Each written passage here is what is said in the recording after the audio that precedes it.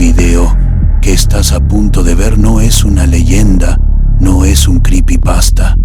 Es lo que me pasó hace 15 años en Monterrey, la noche que vi a mi amiga bailar con algo que no era humano. Tenía todo para ser la reina de la fiesta. Y él era la encarnación de la perfección. Pero cuando ella me miró por última vez, mientras giraban en el centro de la pista, sus ojos no pedían ayuda, pedían que la salvara del fuego que le estaba devorando el alma. Después de esto, la policía encontró el piso de mármol de la discoteca completamente derretido en un solo punto. Te voy a contar, paso a paso, la noche que el diablo visitó la Sultana del Norte. Y sí, tengo pruebas de lo que pasó en el desenlace. Prepárense, esto que vas a ver te hará temblar de miedo. No lo veas solo.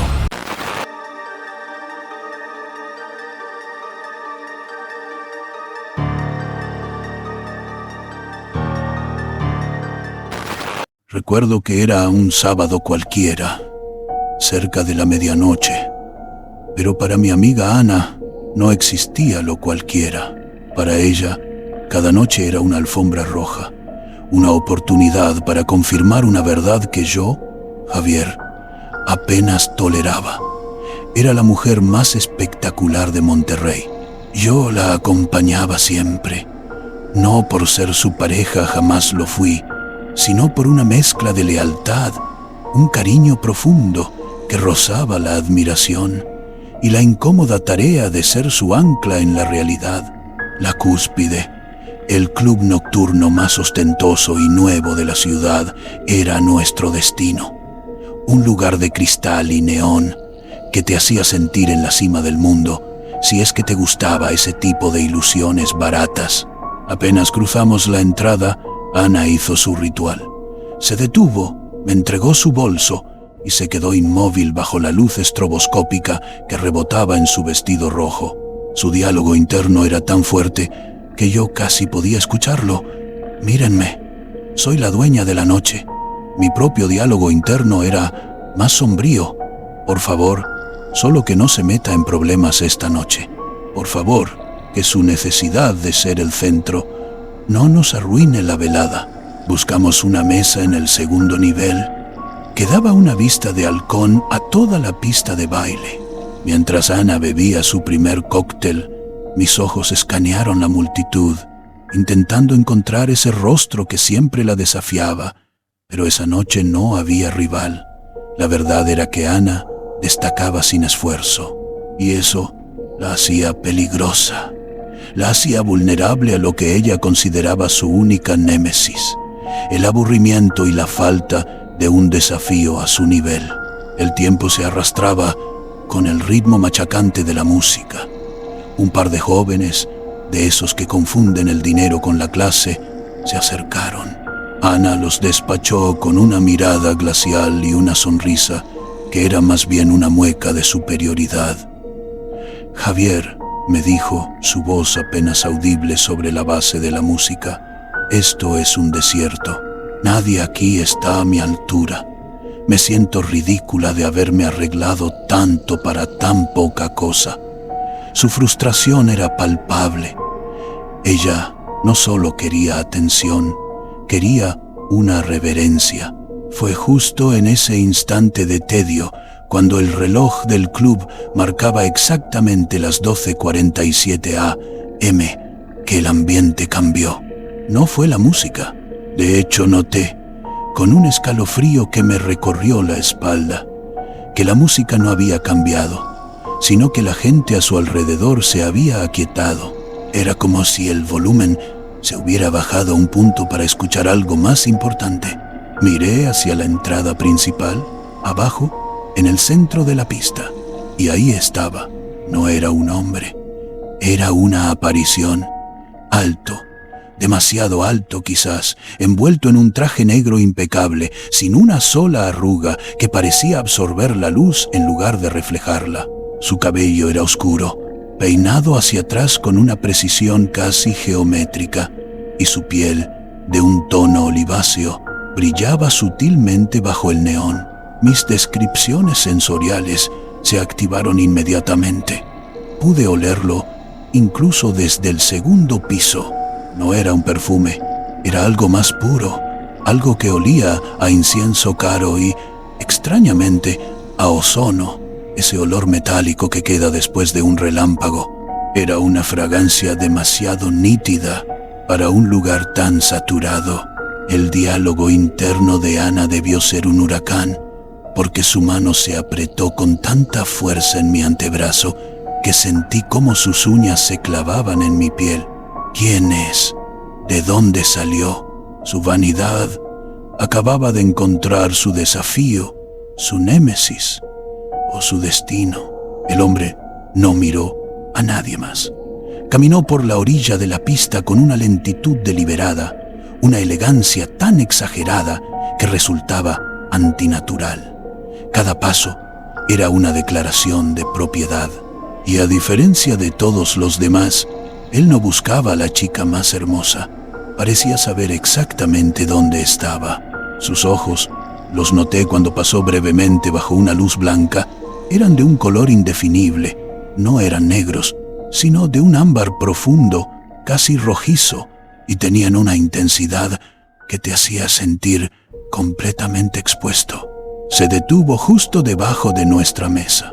Ana se puso de pie antes de que él pudiera siquiera alzar la mirada. El silencio a nuestro alrededor se hizo ensordecedor, roto solo por el siseo de la máquina de humo. Fue la única interacción no verbal que se necesitó. Él alzó una mano, con un guante de piel tan fina que parecía una segunda piel, y extendió el índice. Un gesto teatral, anacrónico, perfecto. Ana bajó las escaleras como en un trance, dejando su cóctel intacto. Mientras la veía desaparecer entre la multitud, mi corazón empezó a latir con el ritmo ansioso de un tambor. ¿Por qué me siento así? No es solo celos, es miedo.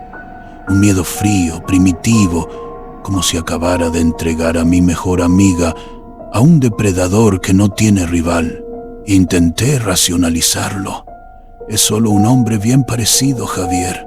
Relájate, es solo la vanidad de Ana y tu paranoia.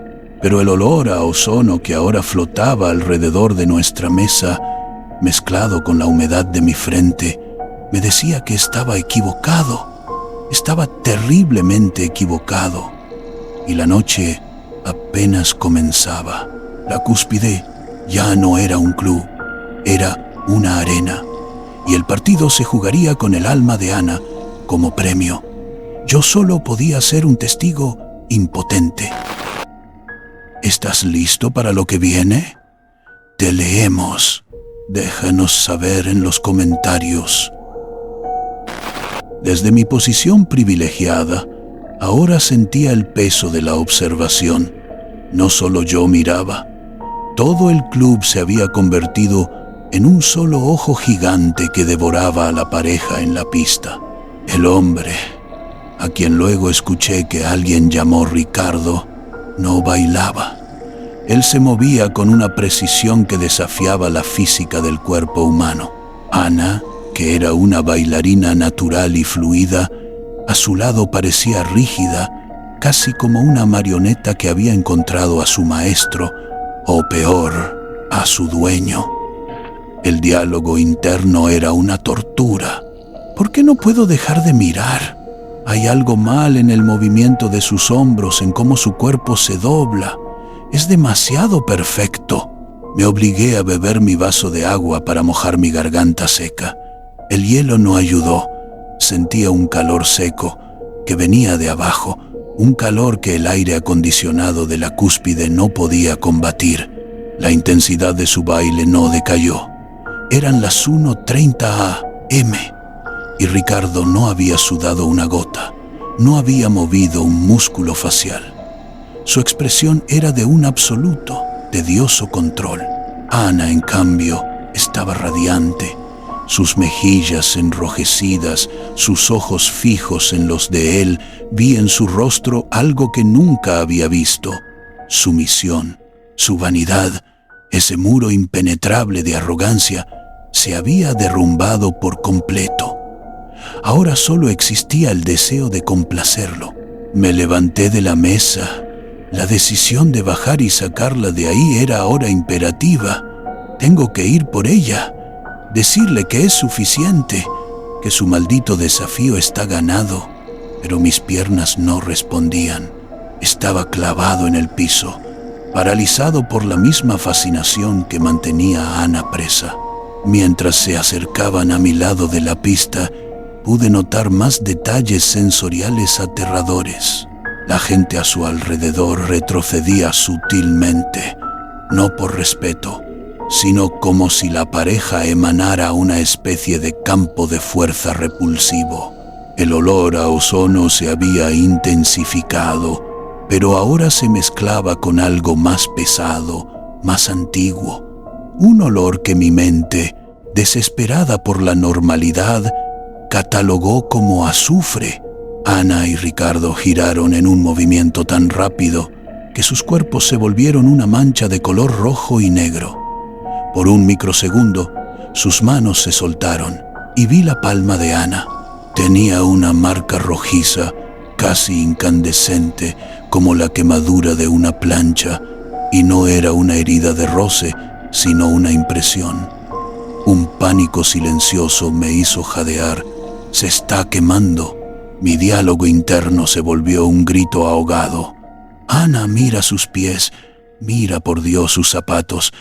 Había una leyenda urbana que yo siempre había despreciado, la del diablo en el baile. Siempre me pareció un cuento para asustar a las jovencitas vanidosas. Pero ahora, con el olor a azufre quemando mis fosas nasales y el calor irradiando desde el centro de la pista, la leyenda se había vuelto la única verdad creíble. Ricardo detuvo el giro con una brusquedad imposible. Ana se dobló ligeramente, jadeando, pero su mirada de ardor y fascinación no se rompía. En ese momento, la vi tropezar. No tropezó con su propio pie, sino que el pie de Ricardo se movió de una manera incorrecta, no un paso, sino un golpe rítmico. Y sucedió. El pantalón de Ricardo, impecable hasta ese momento, se rasgó ligeramente en el tobillo. No era el sonido de tela fina rasgándose, sino el de cuero grueso cediendo. Y en el hueco, donde el zapato negro de charol debería haber estado pulido, vi la punta de algo de un color grisáceo, algo cubierto por un vello fino y oscuro. No pude distinguir una pezuña, no todavía, pero vi la presión que ejercía sobre el mármol. El peso no era el de un hombre de 80 kilos, era el de una estatua de bronce. Ana sintió la inestabilidad. Su cabeza se inclinó por reflejo para ver qué había causado el tropezón. El rostro de Ricardo se mantuvo inmutable, pero el ámbar de sus ojos se encendió con un brillo carmesí, como las brasas de una fogata que acaba de avivarse. Hubo un sonido seco, un clic óseo y profundo que atravesó la música como un rayo. Era el sonido de un hueso moviéndose donde no debería. Ana miró. Su mirada se detuvo en el tobillo rasgado de Ricardo y vi cómo su rostro se vaciaba, no de horror, sino de comprensión.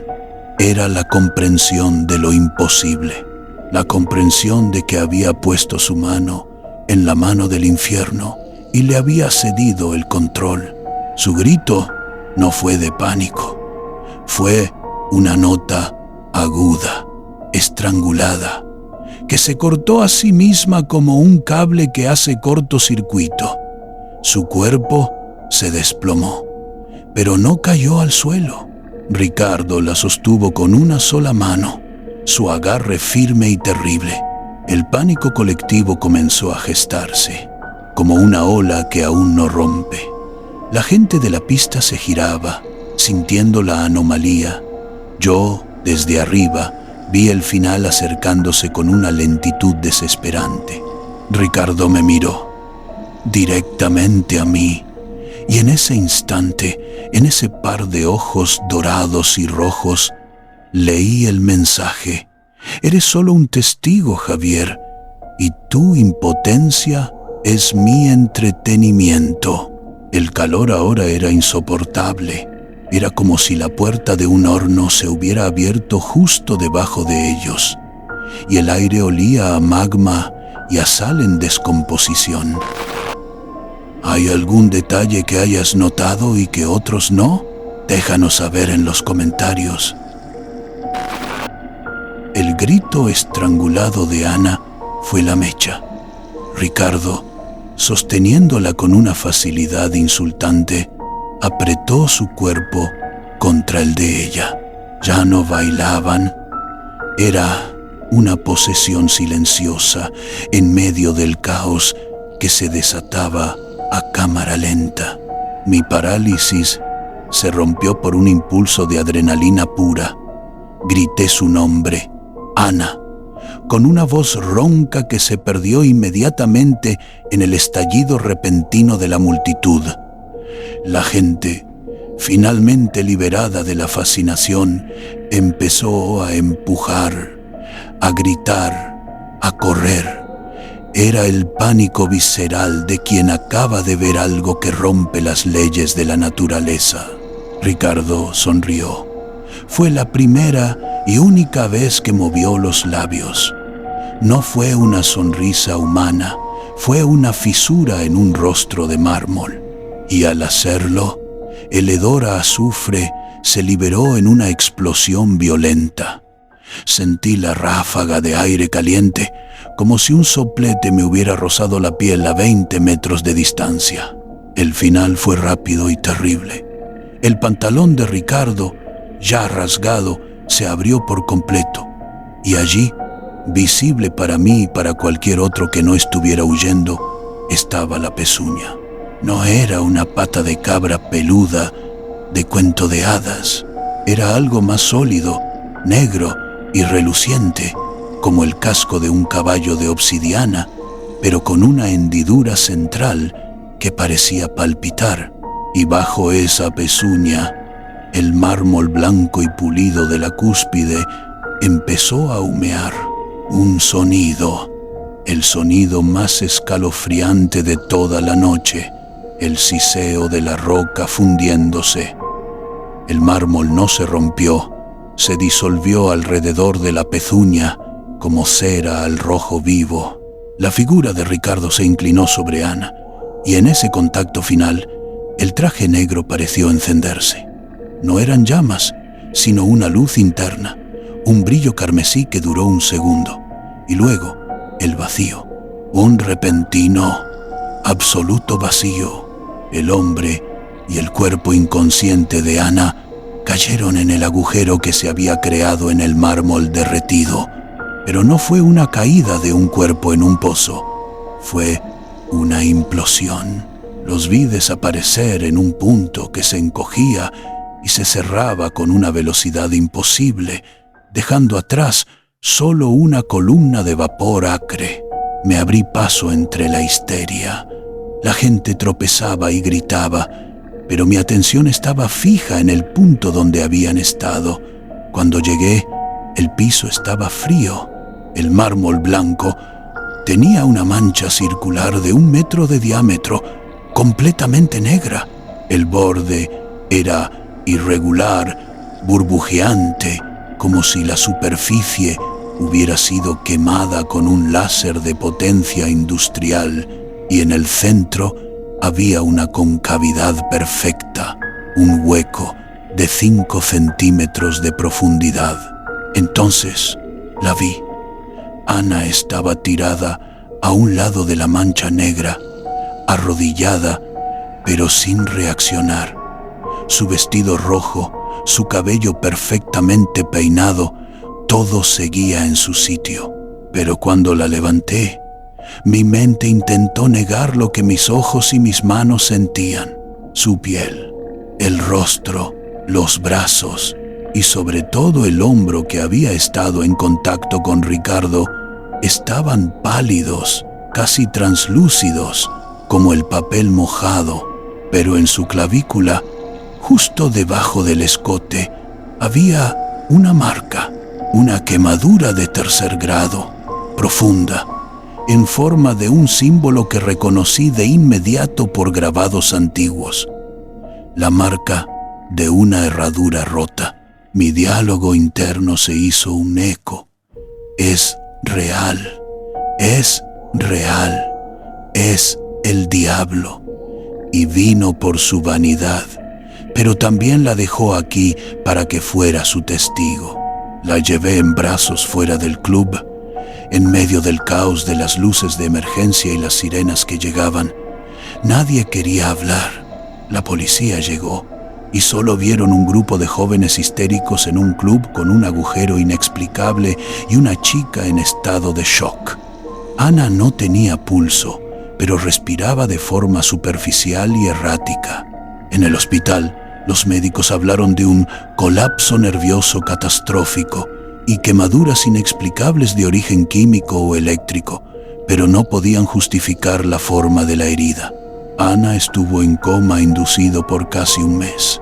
Cuando despertó, no podía recordar nada de Ricardo. Solo recordaba una sensación, la de la perfección y el frío del vacío.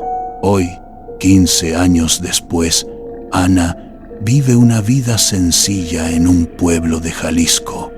Su vanidad se ha ido, reemplazada por un miedo silencioso que nunca la abandona. Yo, Javier, sigo en Monterrey, pero cada vez que siento el olor a ozono después de una tormenta o veo una persona que es demasiado perfecta, mi garganta se seca. La cúspide cerró a la semana siguiente. Dicen que no pudieron quitar la mancha de azufre quemado del mármol sin importar cuánto pulieran.